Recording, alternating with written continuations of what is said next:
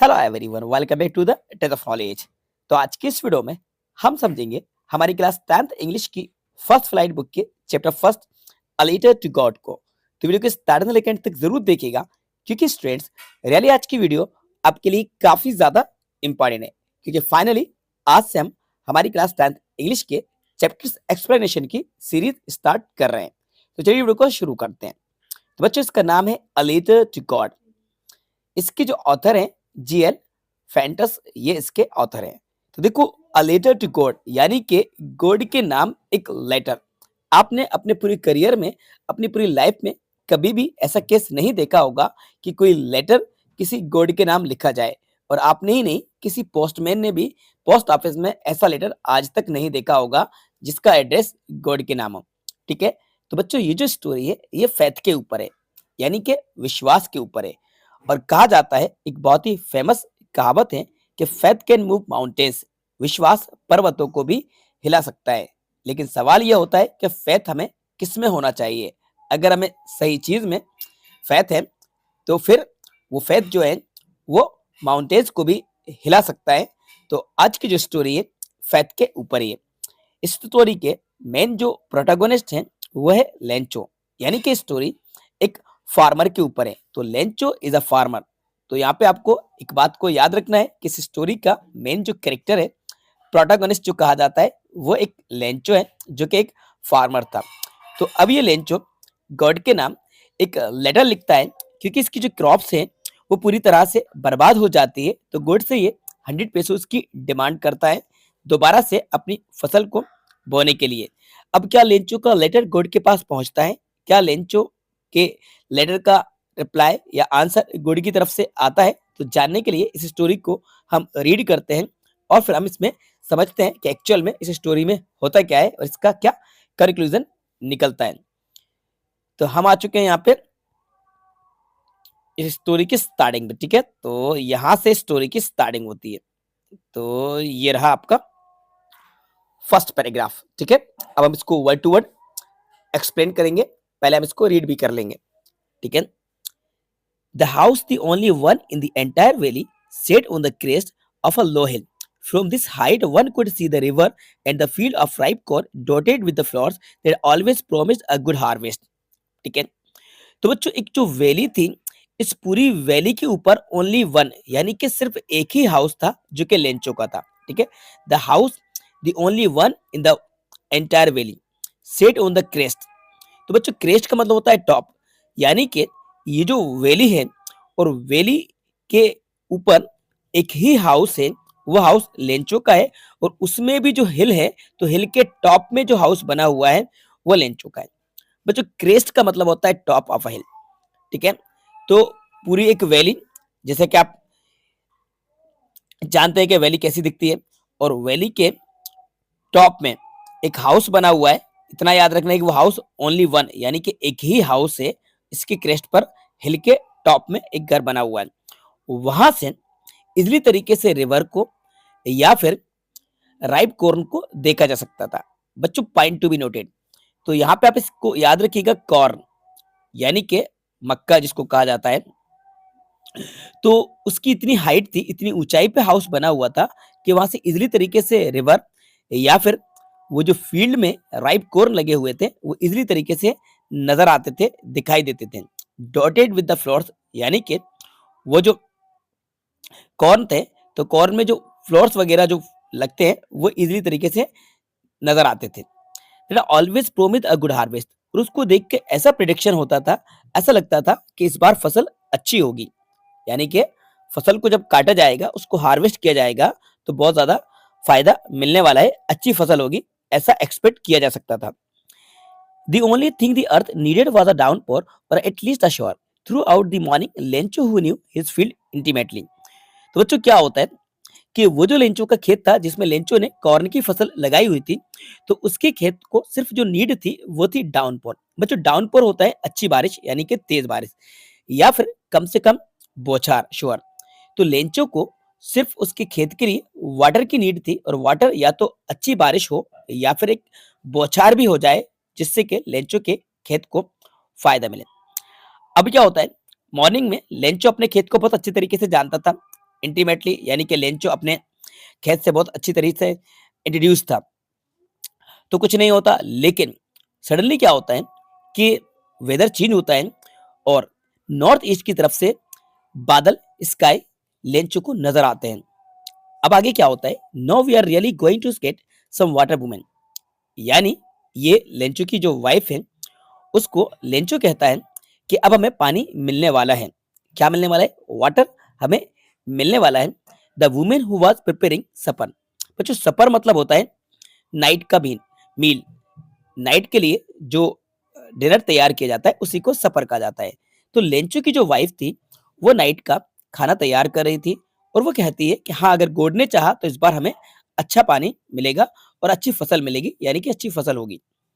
The older boys were working in the field, तो Lencho के जो बड़े बच्चे थे वो खेत में काम कर रहे थे और छोटे बच्चे जो थे smaller ones were playing near the house, छोटे बच्चे हाउस के पास ही खेल रहे थे जब तक कि उनकी मदर ने उनको कॉल नहीं किया नाइट के खाने के लिए, डिनर के लिए उनको आवाज नहीं दी। तब तक छोटे बच्चे खेल रहे थे और बड़े बच्चे खेतों में वर्क कर रहे थे। It was during the meal time, ये उनके भोजन का समय था, यानी मील टाइम था। Lencho had predicted big drops of rain began to fall. In the northeast, huge mountains of clouds could be seen approaching. The air was fresh and sweet. The man went out for no other reason than to have the pleasure of feeling the rain on his body. And when he returned, he explained, these aren't raindrops falling from the sky, they are new coins. The big drops are 10 cent pieces and the little ones are fives. तो बच्चों Lencho ने जैसा prediction किया था, बच्चों prediction मतलब होता है भविष्यवाणी। क्या मतलब होता है? भविष्यवाणी। तो लेंचो ने जैसी भविष्यवाणी करी थी कि बारिश होगी, अच्छी बारिश होगी, तो क्या होता है, big drops of rain begin to fall, यानी कि पानी की बड़ी-बड़ी बूंदें गिरने लगती हैं, बारिश होने लगती है। तो नॉर्थ ईस्ट से ह्यूज माउंटेन्स यानी कि काले बादल आ जाते हैं और वो लेंचो के खेत की तरफ बढ़ते हैं और हवा भी फ्रेश चलने लगती है और बारिश होना स्टार्ट हो जाती है। तो लेंचो बहुत ज्यादा हैप्पी होता है, प्लेजर होता है, उसकी खुशी का ठिकाना नहीं होता। अपने फील्ड में जाके खड़ा होता है, उस रेन को वो एंजॉय करता है जो आसमान से बरस रही थी। और क्या कहता है कि ये जो बारिश की बूंदें हैं, एक्चुअल में ये रेन ड्रॉप्स जो हैं, ये बारिश की बूंदें नहीं है, ये क्वाइंस हैं। क्या है? क्वाइंस हैं।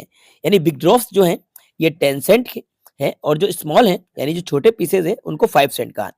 तो जो सेंट तो मतलब ये लैटिन अमेरिकन में करेंसी को सेंट कहा जाता है, तो लैटिन अमेरिकन करेंसी में सेंट कहा जाता है। ठीक है, तो बिग ड्रॉप्स को उसने 10 सेंट कहा और स्मॉल ड्रॉप्स को 5 सेंट कहा। आगे क्या होता है, with a satisfied expression he regarded the field of ripe corn with its flowers dipped in a curtain of the rain, but suddenly a strong wind began to blow and along with the rain very large hailstones began to fall. This truly did resemble new silver coins. The boys exposing themselves to the rain run out to collect the frozen pearls. Rain out है, sorry. अब क्या होता है, पूरी तरह से Lencho satisfied हो जाता है कि जो बारिश हो रही थी उससे उसकी फसल को फायदा मिलने वाला था। अब क्या होता है, सडनली वो जो बारिश की हो रही थी, सडनली स्ट्रॉन्ग विंड यानी कि जोर की हवा चलने लगती है, तेज हवाएं चलने लगती हैं, तूफानी हवाएं चलने लगती हैं और बारिश के साथ ओले गिरने लगते हैं, यानी कि ओलावृष्टि होना स्टार्ट हो जाती है। तो वो जो ओले गिरते हैं तो वो ऐसा लग रहा था जैसे कि न्यू सिल्वर कॉइन्स ऊपर से गिरने लगे हैं, बिल्कुल पर्ल की तरह यानी कि मोती की तरह जमे हुए ये ओले नीचे उसके खेत में गिरने लगते हैं। बारिश ओले का रूप ले लेती है और हेलस्टॉर्म्स होने लगता है। हेलस्टॉर्म मतलब ओलावृष्टि होता है। अब वो बच्चे इनको कलेक्ट करने के लिए जाने लगते हैं, क्योंकि वो इनोसेंट थे, उनको समझ में नहीं आता कि कितना बड़ा नुकसान उनका होने वाला है, तो वो उसको फ्रोजन पल्स को कलेक्ट करने लगते हैं। अब क्या होता है, it's really getting bad now, ये रियल में बहुत ही बुरा हो रहा है। कौन कहता है? लेंचो कहता है कि मैंने सोचा था कि इजीली तरीके से पास हो जाएगा, अब इट पासेस क्विकली, लेकिन 1 घंटे तक ये पास नहीं होता है। फॉर 1 आवर, 1 घंटे तक हेलस्टॉर्म्स होता है और पूरा जो गार्डन था, हिल साइड थी, कौन का फील्ड था, पूरी जो एंटायर वैली थी वो कवर हो जाती है जैसे कि किसी ने साइड से कवर कर दिया हो। यानी हेलस्टोन से लेंचो का जो खेत है ऐसा कवर हो जाता है जैसे कि किसी ने उसको साइड स्प्रेड कर दिया हो। इसको भी याद रखिए ना, not a leaf remain on the trees, यानी कि ट्रीज पर कोई भी पत्तियां नहीं बचती। The corn was totally destroyed, तो मतलब वो जो मकई की फसल जो लगाई थी लेंचो ने पूरी तरह से डिस्ट्रॉय हो जाती है, बर्बाद हो जाती है, तबाह हो जाती है। किसी भी प्लांट्स पे कोई फ्लावर्स नहीं बचते हैं। लेंचो की जो सोल है पूरी तरह से सैडनेस से भर जाती है। लेंचो बहुत ही ज्यादा सेड हो जाता है यानी ग्रीफ हो जाता है, दुखी हो जाता है। और लेंचो क्या कहता है, व्हेन द स्टॉर्म हैड पास, जब स्टॉर्म एंड हो जाता है, गुजर जाता है, he stood in the middle of the field, अब वो फील्ड के सेंटर में यानी कि मिडिल में खड़ा होता है, अपने सन से कहता है, अ plague of locust would have left more than this, the hell has left nothing. This year we will have no core. That night was a sorrowful one. All our work for nothing. There is no one who can help us. We will all go hungry this year. कि इतना नुकसान तो locust से, यानी कि ये जो word यहाँ पे लिखा हुआ है लोकस्ट, जिसको टेड्डी दल कहा जाता है, इससे भी नहीं होता जितना नुकसान तो हेलस्टोन ने किया है। यानी कि अगर टिड्डी दल आता है तो कुछ ना कुछ तो खेतों में बच जाता है, कुछ परसेंट तो बच जाता है, लेकिन हेलस्टोन ने तो सब कुछ डिस्ट्रॉय कर दिया, यानी कि 100% लॉस, यानी कि टोटल लॉस हो गया, कुछ भी नहीं बचा हुआ है। और वो रात जो थी वो लेंचो के लिए बहुत भारी और बहुत दुखभरी रात थी, पूरी मेहनत इसकी बर्बाद हो गई थी, और वहां पर कोई भी नहीं था जो लेंचो की हेल्प कर सके कि अब इस साल हम सब भूखे रहेंगे, ये लेंचो कहते हैं। आगे क्या होता है बच्चों, But in the heart of the all who lived in the solitary house in the middle of the valley, there was single hope, help from God. कि अब वहां पर एक ही होप बची हुई थी, वो थी गॉड से हेल्प। कि अपने आप से कहता है कि अपसेट होने की नीड नहीं है, और गॉड सब जानता है, और कोई भी भूख से नहीं मरता है। That's what they say, no one dies of hunger, इसलिए कहा जाता है कि कोई भी भूख से नहीं मरता। All through the night, Lencho thought of only one, his hope, the help of God, whose eyes, as he had been instructed, see everything, even what is deep in one's conscience. Lencho was an ox of a man, working like an animal in the fields, but still he knew how to write. The following Sunday, at daybreak, he began to write a letter which he himself would carry to town and place in the mail. It was nothing less than a letter to God. अब इसको समझते हैं। तो क्या होता है, all through the night Lencho thought, पूरी रात भर लेंचो सोचता रहा अपनी एक हॉप के बारे में कि अब गॉड ही कुछ करेगा, गॉड हमारी हेल्प करेगा। उसकी आंखें सब कुछ देखती हैं, एवरीथिंग गॉड की आइज देखती हैं। तो लेंचो अपने खेतों में ऑक्स की तरह यानी कि एनिमल्स की तरह वर्क करता था। हालांकि लेंचो पढ़ा लिखा था, he knew how to write, Lencho लिखना जानता था यानी एजुकेटेड था। फॉलोइंग संडे दिन निकलता है, लेंचो एक लेटर लिखना स्टार्ट कर देता है, वो लेटर को राइट करता है और मेल बॉक्स में पोस्ट करने के लिए वो चला जाता है। और लेटर जो होता है गॉड के नाम, अ लेटर टू गॉड, जैसे कि चैप्टर का नेम है। तो गॉड के नाम लेंचो एक लेटर लिखता है जब उसकी फसल बर्बाद हो जाती है, और लेटर में लेंचो क्या लिखता है, God if you don't help me, यदि आप मेरी मदद नहीं करते मेरी पूरी फैमिली में इस साल भूखे रहेंगे, मुझे 100 पेसोस की नीड है। इसको अंडरलाइन कर लीजिएगा। ये पेसोस मैंने आपको पहले ही बताया, ये लैटिन अमेरिकन कंट्रीज में ये करेंसी है वहां की, पेसोस जिसको कहा जाता है। तो क्या बोलते हैं, आई नीड 100 पेसोस, मुझे 100 पेसोस की नीड है जिससे कि दोबारा से मैं अपनी फसल को लगा सकूं। सो मतलब होता है बोना, दोबारा से अपनी फसल को बो सकूं। और एक्सप्लेन कराता है क्या कुछ हुआ था, डिटेल देता है कि हेलस्टोन ने पूरी तरह से मेरी फसल को बर्बाद कर दिया। ही रोड और गॉड का एड्रेस लिख देता है एनवेलप में, और वो लेटर को एनवेलप के अंदर रखता है, और वो पोस्ट ऑफिस पोस्ट करने के लिए लेटर को चला जाता है, और वहां जाके स्टाम्प लेता है, स्टाम्प पेस्ट करता है और मेल बॉक्स में डाल देता है। ठीक है, तो ये मेल बॉक्स में लेंचो ने अपना लेटर डाल दिया। अब क्या होता है, वन ऑफ द एम्प्लॉइज यानी कि पोस्ट ऑफिस का एक एम्प्लॉय जो कि पोस्टमैन था, पोस्ट ऑफिस में हेल्प करता था, वो अपने बॉस के पास हंसता हुआ जाता है, लाफिंग हार्टेडली, और लेटर दिखाता है कि गॉड के नाम एक लेटर आया है। उसने अपने करियर में एज अ पोस्टमैन कभी ऐसा एड्रेस नहीं देखा जो गॉड के नाम हो, तो ये उसके लिए एक बहुत ही ज्यादा ओड वाली बात होती है, यानी स्ट्रेंज थिंग होती है। फेलो आल्सो ब्रोक आउट, सभी लोग हंसने लगते हैं, ठाके मार मार के हंसने लगते हैं, लेकिन सीरियसली हो जाते हैं। इंटीमेटली ही टर्न सीरियस, थोड़ी देर बाद ये सीरियस हो जाते हैं। और अब वो देखते हैं कि यहाँ पे फेथ को देखो कि कितना फेथ है, कितना विश्वास है किसी इंसान का कि जो गॉड को लेटर लिख रहा है, गॉड से करेस्पॉन्डेंस कर रहा है, यानी कि पत्राचार कर रहा है। इसका फेथ देखो गॉड में कितना है।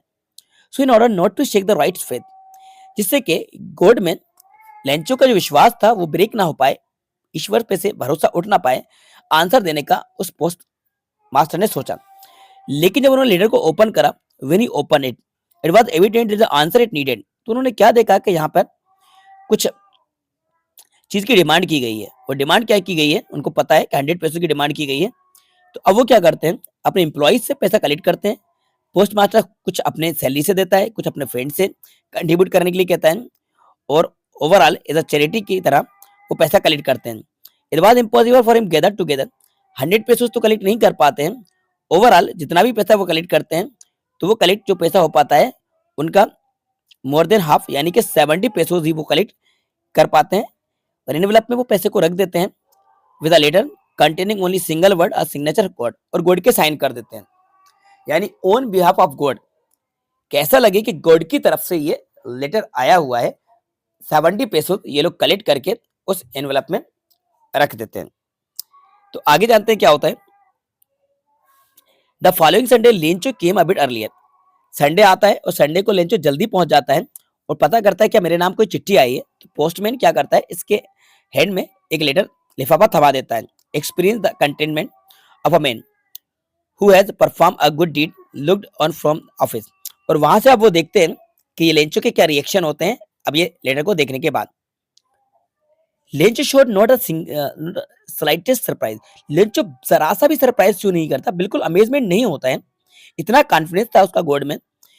लेकिन थोड़ी देर बाद बट ही बिकेम एंग्री, थोड़ी देर बाद लेंचो गुस्सा हो जाता है। When he counted the money, जब वो पैसा काउंट करता है और कहता है गॉड मिस्टेक नहीं कर सकते, नोर कुड ही हैव डिनाइड, और गॉड मना भी नहीं कर सकते। जितना मैंने पैसों की डिमांड करी थी उतने पैसे मेरे पास नहीं पहुंचे हैं। इंटीमेटली लेंचो विंडो के पास जाता है, एक पेपर लेता है, एक इंक लेता है, पब्लिक राइटिंग टेबल पर जाता है, डबल से एक नेक्स्ट लेटर वो राइट करना स्टार्ट कर देता है। उसकी भावें चढ़ जाती हैं, चेहरा लाल हो जाता है, गुस्सा होता है और वो गुस्से के मैनर्स में एक लेटर लिखता है, उसको फिनिश कर देता है और विंडो के पास जाता है, स्टाम्प लेता है और उसको पेस्ट करके डबल से बॉक्स में वो लेटर डाल देता है। Envelope with the below of his first the moment letter fill into the mail box. ठीक है, अब पोस्टमैन उसको ओपन करता है तो क्या देखता है, इट सेड कि नेक्स्ट लेटर में क्या लिखा होता है, God of money that I ask for only 70 pesos, कि जितना पैसा मैंने मांगा था उससे सिर्फ ओनली 70 पेसोस मेरे पास पहुंचा है। सेंड मी द रेस्ट, यानी कि बकाया पैसा मुझे भेजिए। आई नीड वेरी मच, मुझे इसकी बहुत जरूरत है, but don't send it to me through the mail. अब की बार जो पैसा भेजो मेल के जरिए बिल्कुल मत भेजना, क्योंकि पोस्ट ऑफिस के जो एम्प्लॉइज हैं और बंच ऑफ क्रुक्स, यानी कि बदमाशों का एक ग्रुप है, बदमाशों का दल है, ये लेंचो पोस्ट ऑफिस के एम्प्लॉइज को कहता है। इसको भी आप अंडरलाइन कीजिएगा, क्योंकि जो एक्सटेट आएंगे एक्सटेट में पूछा जाएगा कि लेंचो पोस्ट ऑफिस के एम्प्लॉइज को क्या कहता है, तो बंच ऑफ क्रुक्स कॉल करता है। बस तो बच्चों इस तरीके से हमारी ये जो स्टोरी है ये एंड होती है। तो बहुत ही कम टाइम में मैंने इस स्टोरी को एक्सप्लेन कराने की कोशिश करी है। ठीक है, अब इसमें आपको करना क्या है, इंपॉर्टेंट पॉइंट को अलग से आपको नोट कर लेना है कि इंपॉर्टेंट पॉइंट क्या है, कि इंपॉर्टेंट पॉइंट को जानने के लिए स्टार्टिंग से आपको आना है। और स्टार्टिंग में देखो, सबसे पहले तो लेंचो ने लेटर किसको लिखा था, ये मैं आपको पॉइंट बताऊं जो आपको एग्जाम में एमसीक्यूज में हेल्प मिलेंगे। अ लेटर टू गॉड, तो लेंचो ने लेटर किसको लिखा था, गॉड को लिखा था, इसको याद रखना। चैप्टर का नेम याद रखना, अ लेटर टू गॉड। इसके जीएल फेंटस ये इसके ऑथर है, एक चीज। और आगे लेके चलें तो लेंचो का हाउस कहाँ पे था ये भी आप याद रखिएगा। लेंचो ने किसकी फसल बोई थी, कॉर्न की फसल बोई थी, ये क्वेश्चन आपका बन सकता है।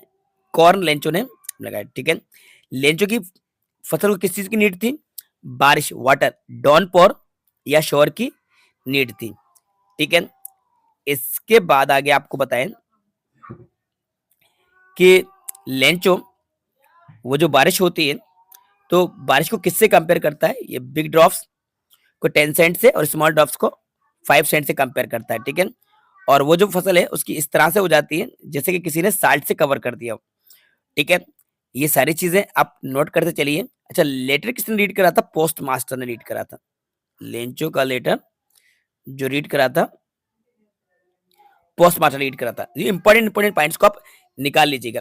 ठीक है, ये आपके एक्सटेट बन जाएंगे। ओके स्टूडेंट, तो ये काफी ज्यादा इंपॉर्टेंट चैप्टर था जो कि फर्स्ट फ्लाइट का था, जो मैंने आपको एक्सप्लेन करा दिया है। और अब मैं आगे भी आपके लिए सभी चैप्टर्स का एक्सप्लेनेशन यानी हिंदी में एक्सप्लेनेशन आपके लिए लाता रहूंगा। ग्रामर की सीरीज भी चल रही है, ग्रामर भी आपके लिए हम लाते रहेंगे, रेगुलर ग्रामर की सीरीज भी हम कंटिन्यू रखेंगे। ग्रामर के टॉपिक भी हमारे चैनल पर कवर करेंगे। इंग्लिश की 100% तैयारी हमारे चैनल पर कराई जाएगी, बस आप देखते रहिए, सीखते रहिए। तो जो उम्मीद करते हैं वीडियो आपको पसंद आई होगी, तो वीडियो को लाइक जरूर कीजिएगा, अपने सभी दोस्तों के साथ ज्यादा से ज्यादा शेयर कीजिएगा। चैनल पर नए हैं तो चैनल को सब्सक्राइब जरूर कर लीजिएगा। Thanks for watching.